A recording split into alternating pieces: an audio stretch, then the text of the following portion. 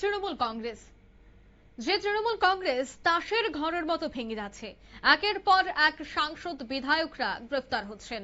তার মধ্যে এবার তৃণমূলের অ্যাকাউন্ট নিয়ে নানা জল্পনা কল্পনা বেড়ে গেছে। তৃণমূলের অ্যাকাউন্ট এবং তাদের ফান্ড নিয়ে এবার শুরু হয়ে গেছে জোর সমালোচনা। তবে এই মুহূর্তে যে খবর পাওয়া যাচ্ছে যে 3টি অ্যাকাউন্ট ইতিমধ্যেই ফ্রিজ করেছে পুলিশ। তৃণমূলের তিনটে ব্যাংক অ্যাকাউন্ট ফ্রিজ করলো পুলিশ। তৃণমূলের ত্রিপুরার অ্যাকাউন্টে রয়েছে 180 কোটি টাকা।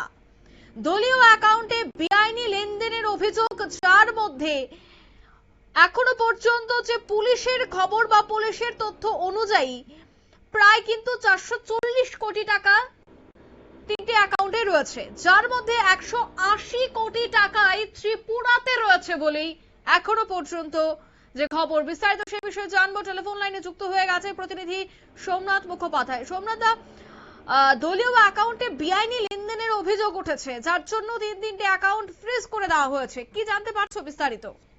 দেখো, আগে বলে রাখি, যে 3টি অ্যাকাউন্ট ফিল করা হয়েছে এই 3টি অ্যাকাউন্ট হচ্ছে AITC নামে, অর্থাৎ অল ইন্ডিয়া তৃণমূল কংগ্রেসের নামে ছিল একটিতে, এবং 3টি অ্যাকাউন্ট মিলে মোট টাকা হচ্ছে 440 কোটি টাকা। এই অ্যাকাউন্টগুলি হলো একটা দিল্লিতে, একটা ত্রিপুরায় এবং একটা কিন্তু গোয়াতে। এবং এদের মধ্যে কিন্তু বিপুল অঙ্কের টাকা, এখানে কিন্তু এই টাকাকে বেআইনি ভাবে লেনদেন হয়েছে এবং বিভিন্ন পাচার কাণ্ডে যে তৃণমূলের নাম জড়িয়েছে সেই টাকা কিন্তু এইসব অ্যাকাউন্টে ঢুকেছে বলে প্রাথমিকভাবে অনুমান। যদিও এই প্রথম এই দাবি করেছিল বা এই অভিযোগ করেছিল কিন্তু তৃণমূল থেকে বহিষ্কৃত তৃণমূল, এখন হচ্ছে অন্য তৃণমূলে যিনি আছে পশ্চিমবঙ্গের বিরোধী দলনেতা ঋতব্রত বন্দ্যোপাধ্যায়। তারপরে কিন্তু তৃণমূলের মেইন অ্যাকাউন্ট, যেখানে প্রায় 500 কোটি টাকা আছে, সেই অ্যাকাউন্ট কিন্তু বন্ধ করে দেওয়ার জন্য চিঠি দেয় ব্যাংকে তৃণমূলের কোষাধ্যক্ষ অরূপ বিশ্বাস।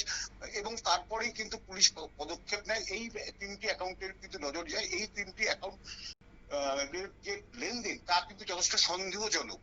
এবং তারপরেই কিন্তু আজ সকালে একদম ভোরবেলায় সবকটাকে সিল করে দিল police. Bidhannagar cyber crime police কিন্তু সিল করে দিয়েছে। কোনোভাবেই কিন্তু এই অ্যাকাউন্ট এখন ফ্রিজ করা আছে, কোনোভাবেই তৃণমূল ব্যবহার করতে পারবে না। এখনো পর্যন্ত মমতাপন্থী শিবিরের থেকে কোনো কিছু কি বক্তব্য উঠে এসেছে এই বিষয়ে? না, এখনো অবধি কিন্তু কিছু জানা যায়নি এই বিষয়ে। হয়তো বা বিদ্রোহী শিবিরের কোনো বক্তব্য? না, বিজেপিও কিন্তু এই নিয়ে কোনো বক্তব্য রাখেনি এখনো সরাসরি, এবং কারণ বিজেপি রাখবে না এটা স্পষ্ট বলা যেতে পারে, কারণ এটা তৃণমূলের অভ্যন্তরীণ বিষয়, তার দলীয় অ্যাকাউন্ট নিয়ে ঘটনা। এটা নিয়ে হয়তো তৃণমূলের যারা মুখপত্ররা আছে তারা হয়তো বিকেলের পরে বা দুপুরের পর থেকেই প্রেসকে জানাবেন, কিন্তু এখনো অবধি কিন্তু কোনো বিবৃতি সামনে আসেনি।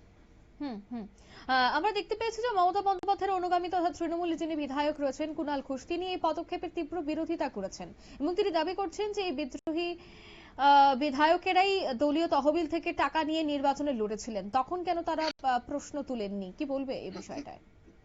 এটা কিন্তু সম্পূর্ণ অন্য বিষয়। যারা বিদ্রোহী তাদেরকে বিশেষ করে এখানে সরাসরি অ্যাটাক করা হয়েছে কাকুলি সুদীপদের এবং অবশ্যই ঋতব্রতদের, যারা দলীয় টাকায় নির্বাচন লড়েছেন কিন্তু তারপরে তারা রীতিমতো দল করেছে বা কেউ আলাদা ব্লক তৈরি করেছে। সেক্ষেত্রে কিন্তু কুণাল ঘোষ তীব্র এই আক্রমণটা গতকালই সারিয়েছেন, কিন্তু তাই সেই পক্ষ থেকে কিন্তু এখনো কোনো উত্তর দেওয়া হয়নি। ঋতব্রত কিন্তু বারবার করে একটা কথাই বলে যাচ্ছেন যে পশ্চিমবঙ্গের তৃণমূলের বিভিন্ন অ্যাকাউন্টে যে প্রায় 2000 কোটি টাকার বেশি রয়েছে, সেখানে কিন্তু অবৈধ লেনদেন সবচেয়ে বেশি। অঙ্কিতা, একদমই ধন্যবাদ। অর্থাৎ তৃণমূলের ফান্ড থেকে অবৈধ লেনদেন চলতো এবং জানা গেছে এই 3টি ফান্ডের মধ্যে একটি হচ্ছে ত্রিপুরা, একটি হচ্ছে গোয়াতে এবং একটি হচ্ছে দিল্লিতে। এই 3টি ফান্ডেই কিন্তু লক্ষ লক্ষ কোটি কোটি টাকা ছিল, তবে তা এবার সম্পূর্ণ ফ্রিজ করে দেওয়া হয়েছে। 180 কোটি টাকা ত্রিপুরার ফান্ডে ছিল বলে এখনো পর্যন্ত প্রাথমিকভাবে জানা গেছে। নিয়ে নিচ্ছি ছোট্ট একটি বিজ্ঞাপন বিরতির, সঙ্গে থাকুন।